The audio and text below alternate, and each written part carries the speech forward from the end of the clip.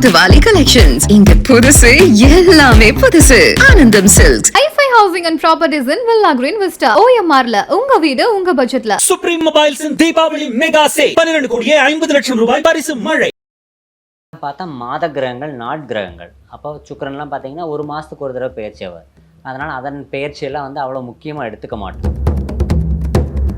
பணம் தான் சுக்கிரன், செல்வம் சுக்கிரன், லக்ஸரி சுக்கிரன், கரன்சி சுக்கிரன். அப்போது இந்த பங்குச்சந்தை ரீதியான விஷயங்கள்லாம் சுக்கிரன் தான். பணம் சார்ந்த பணம் புழங்கக்கூடிய எல்லா விஷயங்கள்லையும் நிறைய மாற்றங்கள் உண்டு. எக்கானமி நிறைய மாற்றங்கள் உண்டு. பங்குச்சந்தை கிராஷ் ஆகும் அப்படின்னு சொல்லலாம். மார்க்கெட் வந்து பெரிய அடி வாங்கும். மேலேயும் ஒரு பீக்கை டச் பண்ணும், கீழே ஒரு பெரிய பீக்கை டச் பண்ணும். புதன் தான் பங்குச்சந்தைக்கான பேஸ் புதன். அப்போ இந்த காலகட்டத்தில் எதில் வந்து வொலட்டிலிட்டி ரொம்ப ஹியூஜ் வொலட்டிலிட்டி இருக்கிற மார்க்கெட் எதுன்னு பார்த்தா கிரிப்டோ கரன்சி தான். அப்போ பிட்காயின் பார்த்தீங்கன்னா 50% அடி வாங்கி மார்க்கெட் கீழே வர்றதுக்கான வாய்ப்பு. வருஷம் ஃபுல்லாக எல்லா நாளுமே ட்ரேட் பண்ணுறவன் ஜெயிக்க மாட்டான். 4 நட்சத்திரத்தை அறிஞ்சு டைம் பார்த்து ட்ரேட் பண்ணுறவன் ஜெயிப்பான். அன்பு வணக்கங்கள். இன்று நம்முடன் பொள்ளாச்சி ஜோதிடர் அருண் கார்த்திக் அவர்கள் நம்மோடு இணைந்துள்ளார். வணக்கம் சார். வணக்கம் சார். சார், இப்போ சுக்கிர பெயர்ச்சி வந்து நடக்குது. இந்த சுக்கிர பெயர்ச்சி அப்படிங்கிறது வந்து எந்த அளவுக்கு முக்கியமானது, அது என்ன மாதிரியான மாற்றங்களை ஏற்படுத்தும், யார் யார் அதனால் பலனடை போகிறாங்க? ஓகே, இப்போ பொதுவாக வந்து ராஜ கிரகங்களின் பயிற்சி தான் ரொம்ப முக்கியமானது. அதாவது குரு பயிற்சி, சனி பயிற்சி, ராகுகேது பயிற்சி. ஏன்னா இதெல்லாம் வருட கிரகங்கள். இப்போ வந்து மீதி கிரகங்கள்லாம் பார்த்தா மாத கிரகங்கள், நாட் கிரகங்கள். அப்போ சுக்கிரன்லாம் பார்த்தீங்கன்னா ஒரு மாதத்துக்கு ஒரு தடவை பயிற்சி ஆவார். அதனால் அதன் பயிற்சியெல்லாம் வந்து அவ்வளோ முக்கியமாக எடுத்துக்க மாட்டோம். ஆனால் சில இடங்களில் சுக்கிரன் வரும்போது அதன் பெயர்ச்சியின் தாக்கம் அதிகமாக இருக்கும். அப்போ இப்போ நடக்க போகிற சுக்கிரன் பெயர்ச்சின்னு பார்த்தா நவம்பர் டு டிசம்பர் சுக்கிரன் பெயர்ச்சி ஆகிறார். அப்போ நவம்பர் மாதம் 6ஆம் தேதி 2024 டு டிசம்பர் மாதம் 6ஆம் தேதி 2024 வரைக்கும் சுக்கிரன் பகவான் வந்து விருச்சக ராசியிலிருந்து தனுசு ராசிக்கு பெயர்ச்சி ஆகிறார். அப்போ தனுசு அப்படிங்கிறது குருவின் வீடு. அந்த குருவின் வீட்டில் சுக்கிர பகவான் பெயர்ச்சி, அது வந்து ஒரு முக்கியமான பயிற்சி. ஏன்னா இப்போ குரு பகவான் எங்கே இருக்கிறாரு? சுக்கிரனின் வீடான ரிஷபத்தில் இருக்கிறார். சுக்கிர பகவான் எங்கே வர்றாரு? தனுசு ராசி, குருவின் வீடான தனுசுக்கு வர்றாரு. அப்போது இவங்க 2 பேரும் தன்னுடைய வீடுகளில் மாறி இருக்கக்கூடிய இந்த பெயர்ச்சி வந்து ரொம்ப மிக முக்கியமான பெயர்ச்சி. இப்போ இந்த பெயர்ச்சி வந்து எந்தெந்த துறைகளில் இது வந்து தாக்கத்தை ஏற்படுத்தும்? ஏன்னா நம்ம தெரியும், வாழ்வியல் ரீதியாக ஒரு கிரகத்துக்கும் ஒரு பண்பு இருக்குது. அப்படிங்கிறப்ப சுக்கிர கிரகம் என்ன தாக்கத்தை ஏற்படுத்தும்னு நினைக்கிறீங்க? இப்போ சுக்கிரன் அப்படின்னா எல்லாத்துக்கும் தெரியும், பணம் தான் சுக்கிரன், செல்வம் சுக்கிரன், லக்ஸரி சுக்கிரன், கரன்சி சுக்கிரன். அப்போது இந்த பங்குச்சந்தை ரீதியான விஷயங்கள்லாம் சுக்கிரன் தான். ஏன்னா பணம் புரளக்கூடிய பிஸ்னஸ், ஃபைனான்ஸ் ரிலேட்டட் விஷயம் எல்லாமே சுக்கிரன் தான்.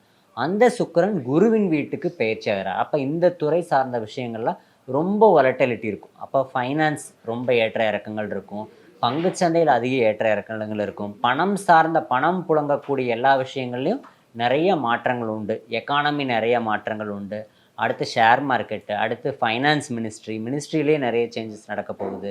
வேர்ல்டு லெவல் எக்கானமி எல்லாமே வந்து நிறைய மாற்றங்கள் நடக்க போகுது. இந்த பயிற்சியுடைய கால அளவு எவ்வளவு? அதாவது இப்போ வந்து சனி பயிற்சின்னா ஒரு கால அளவு இருக்குது, அந்த மாதிரி கால அளவு எவ்வளவு? கால அளவு 1 மாதம், அதாவது ஒரே மாதம். அப்போ தனுசு ராசியில் சுக்கிர பகவான் 1 மாதம் இருக்கிறார். நவம்பர் 6 டு டிசம்பர் 6, இந்த 1 மாத காலகட்டத்தில் தான் இவ்வளவு பெரிய மாற்றங்கள் நிறைய நிகழப்போகுது. இப்போ இதில் சாதகமான விஷயங்கள் என்னென்ன நடக்க போகுது, அது எந்தெந்த ராசியினருக்கு சாதகமாக இருக்க போகுது? சாதகமான விஷயம்னு பார்த்தா இப்போ குரு வீட்டில் சுக்கிரனும் சுக்கிரன் வீட்டில் இருக்கக்கூடிய இந்த கால சூழ்நிலைகள் பார்த்தா ரொம்ப நல்ல காலகட்டம் தான். அதாவது மணி ரிலேட்டட் விஷயத்தில் நல்ல காலகட்டம். ஆனால் குரு பகவான் இப்போ தற்காலிகமாக வக்ரமாக இருக்கிறார். அப்போ அந்த காலகட்டம் என்னென்னா, பொதுவாகவே கிரகங்கள் வக்ரமாக இருக்கும்போது சுப பலனாகட்டும் அசுப பலனாகட்டும் டபுள் ட்ரிபிள் மடங்கு கொடுப்பார். ஏன்னா ரொம்ப வேகமாக தன்னுடைய பலனை கொடுத்துட்டு போயிடுவார். இப்போ அடிச்சதுன்னா ஒரே அடியை மொத்தமாக காலி பண்ணிடுவார். தூக்குனா ஆஹா ஓஹோன்னு டாப்பில் கொண்டு போய் உட்கார வச்சுருவார். இது வந்து கிரகங்கள் வக்ரமாக இருக்கும் காலகட்டத்தில். இப்போ வந்து இந்த குரு வீட்டில் சுக்கிர பகவான், சுக்கிரன் வீட்டில் குரு பகவான் இருக்கிறத வந்து நம்ம என்னன்னு சொல்லுவோம்னா பரிவர்த்தனை அப்படின்னு சொல்லுவோம். ஆனால் பரிவர்த்தனை ஆகும்போது கிரகங்கள் வக்ரமாக இருக்கக்கூடாது. ஆனால் இப்போ குரு பகவான் வக்ரமாக இருக்கிறார். அப்போ இதில் என்ன மாதிரியான மாற்றத்தை கொடுக்க போகிறாருன்னா, ஒரு அடி அடித்து மேலே கொண்டு போக போகிறாரு, மேலே போயிட்டு திரும்ப ஒரு அடி அடித்து கீழே வரும். இந்த மாற்றங்கள் தான் நிகழும். அதாவது பங்குச்சந்தை கிராஷ் ஆகும் அப்படின்னு சொல்லலாம். மார்க்கெட் வந்து பெரிய அடி வாங்கும். மேலேயும் ஒரு பீக்கை டச் பண்ணும், கீழே ஒரு பெரிய பீக்கை டச் பண்ணும். அந்த காலகட்டம் தான் இந்த குரு பகவான் வக்ரமாக இருக்கும் காலகட்டத்தில் இந்த சுக்கிரனின் பெயர்ச்சி.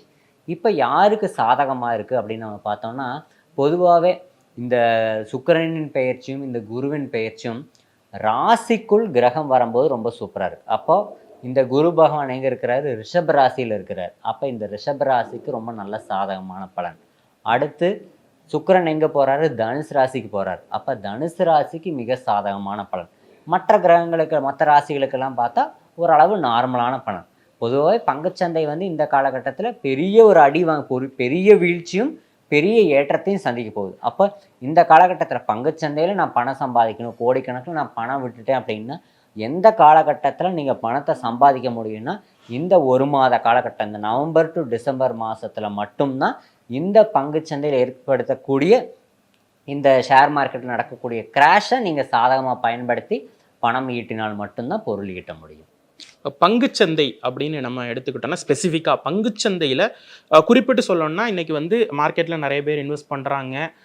அவங்களுக்கு நீங்கள் சொல்லக்கூடிய அட்வைஸ் இந்த நேரத்தில் என்ன அப்படிங்கிறதும், என்ன மாதிரியான இடத்துல வந்து இன்வெஸ்ட் பண்ணணும், என்ன மாதிரி மெட்டல்ஸு அந்த மாதிரி இன்வெஸ்ட் பண்ணும்போது என்ன மாதிரி சாதக பாதகங்கள் இருக்குது, அதெல்லாம் கொஞ்சம் விரிவாக சொல்ல முடியுமா? ஓகே, இப்போ வந்து கிரகங்கள் நம்ம எடுத்துக்கிட்டோம் அப்படின்னா, இப்போ குரு பகவான், குருங்கிறத லாபம் சுபம் தரக்கூடிய கிரகம்.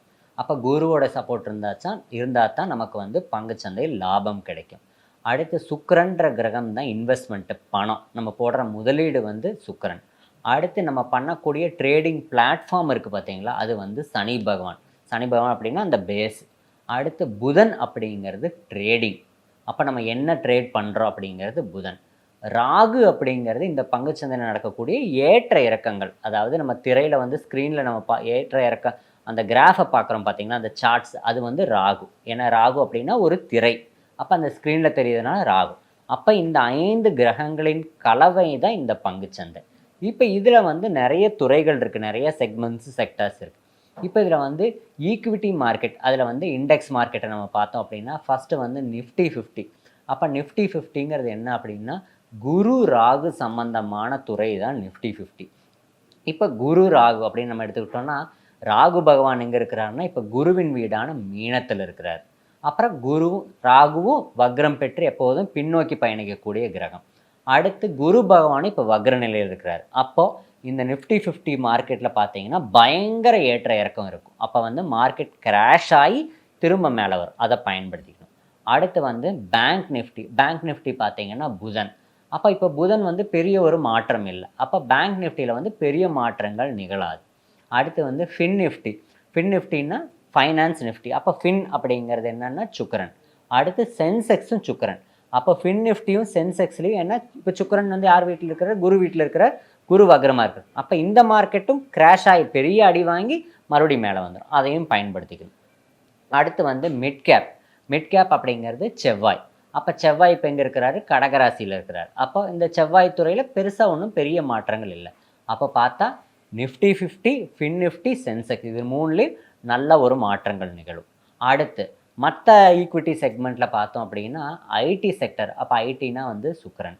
அடுத்து மெட்டல்ஸ் அப்படின்னு எடுத்துக்கிட்டோம்னா குருவும் சனி பகவான். அடுத்து oil and natural gas, petroleum துறை, இது வந்து சனி பகவான். அப்போ சனி பகவான் இப்போ யாரோட நட்சத்திரத்தில்? ராகுவோடைய நட்சத்திரத்தில், சதய நட்சத்திரத்தில் இருக்கிறார். ராகு பகவான் எங்கே இருக்கிறாரு? குருவின் வீட்டில் உத்தரட்டாதி நட்சத்திரத்தில் சனி பகவானோட நட்சத்திரத்தில் இருக்கிறார். அப்போது சனி பகவானும் ராகுவும் 2 பேரும் நட்சத்திர பரிவர்த்தனையில் இருக்கிறாங்க. குரு பகவானும் சுக்கிர பகவானும் ராசி பரிவர்த்தனையில் இருக்காங்க. அப்போ இந்த காலகட்டத்தில் மெட்டல் துறை பங்குலாம் வந்து நல்ல அபாரமாக வளர்ச்சி அடையும். அடுத்து கமாடிட்டிஸ்னு எடுத்துக்கணும்னா, கமாடிட்டினாலே சனி. அப்போ இந்த கமாடிட்டியில் கோல்டு தான் குரு, சில்வர் தான் Sukran, oil and natural gas, crude oil, இதெல்லாம் பார்த்துக்கிட்டா சனி பகவான் வந்துடுவாங்க. அப்போ இந்த 3 கிரகங்களுமே நமக்கு நல்ல இடத்துல இருக்குது. அப்போ இப்போ கோல்டு ரேட் பார்த்தீங்கன்னா கோல்டு தான் நம்ம குருன்னு சொல்லிட்டோம். அப்போ இப்போ குரு பகவான் வக்ரமாக இருக்கிறதுனால ஒரு அடி வாங்கி மறுபடியும் ஒரு பீக்கை தொடும் அப்படின்னு சொல்லலாம். அடுத்து சில்வர் தான் சுக்கிரன். அப்போ சுக்கிரன் யார் வீட்டில் இருக்கிற? குரு. அப்போ சில்வரும் இப்போ பயங்கர ஏற்றத்தை தொடும், அடியும் வாங்கும், மறுபடியும் ஏற்றத்தையும் தொடும். அடுத்து வந்து க்ரூட் ஆயில்னால் சனி பகவான். அப்போ சனி ராகு 2 பேரும் நட்சத்திர பருவத்தில் இருக்காங்க. அப்போ க்ரூட் ஆயிலும் பயங்கர ஏற்றத்தை தொட்டு மறுபடியும் கீழே வரும்னு சொல்லலாம். அப்போ இந்த மார்க்கெட்டும் நமக்கு நல்ல சாதகமாக இருக்குது. அடுத்து வந்து ஃபாரெக்ஸ் மார்க்கெட், ஃபாரெக்ஸ்னாலே கரன்சினாலே சுக்கிரன். அப்போ இந்த சுக்கிரன் குரு 2 பேரும் பரிவர்த்தனை இருக்கிறதுனால கரன்சி எல்லாமே பயங்கர வாலட்டிலிட்டியில் எல்லா பேருமே ட்ரேட் ஆகும் அப்படின்னு சொல்லலாம். அடுத்து கிரிப்டோ கரன்சினாலே சுக்கிரன். அப்போ இந்த கிரிப்டோ கரன்சி என்னன்னா, கிரிப்டோ கரன்சி மட்டும் மற்ற மார்க்கெட்டுக்கு எல்லாமே பின்னாடி வந்து ஒரு பேஸ் இருக்குது. இப்போ பேங்க் நிஃப்டினா பின்னாடி வந்து பேங்க் இருக்குது. இப்போ எஸ்பிஐ அப்படின்னா எஸ்பிஐன்னு ஃபிசிக்கலாக இருக்குது, ஹெச்டிஎஃப்சினா பேங்க் ஃபிசிக்கலாக இருக்குது.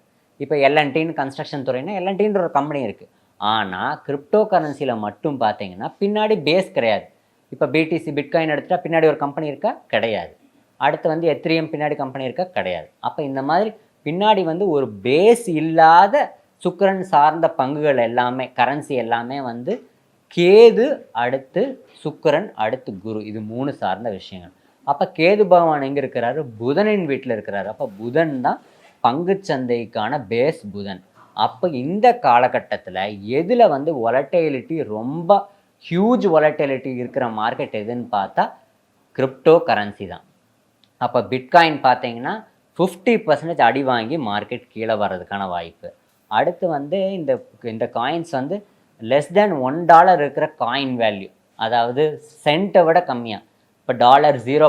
ஒரு 4 0 தள்ளி இருக்கிற நம்பர்ஸ் உள்ள காயின், அதாவது இந்த பிஇபிஇ, அடுத்து வந்து பாங்க்கு, அடுத்து ஷிப்பு, அந்த பிடிடிசி, இந்த மாதிரி காயினோட வேல்யூலாம் ரொம்ப கீழே இருக்கும் பார்த்தீங்களா? அந்த காயினோட வேல்யூலாம் என்ன ஆகும் அப்படின்னா 0.4 டிஜிட் தள்ளி இருந்ததுன்னா அது 6 டிஜிட் தள்ளி கீழே வந்துடும். அடுத்து திரும்ப இந்த மாதத்துலேயே மார்க்கெட் அடுத்து மேலே போய் 3 டிஜிட் 4 டிஜிட் தள்ளி மேலே வந்துடும். அப்போது 50% மார்க்கெட் அடி வாங்கி 50% மார்க்கெட் மேலே வர்ற ரீட்ரேஸ் ஆகக்கூட வாய்ப்புகள் ரொம்ப அதிகம். இப்போ பங்குச்சந்தை ஆகட்டும், கிரிப்டோ கரன்சி மார்க்கெட் ஆகட்டும், இது எல்லாத்துலேயுமே வந்து ஒரு வளர்ச்சியும் வீழ்ச்சியும் சொல்லிட்டு இருக்கீங்க.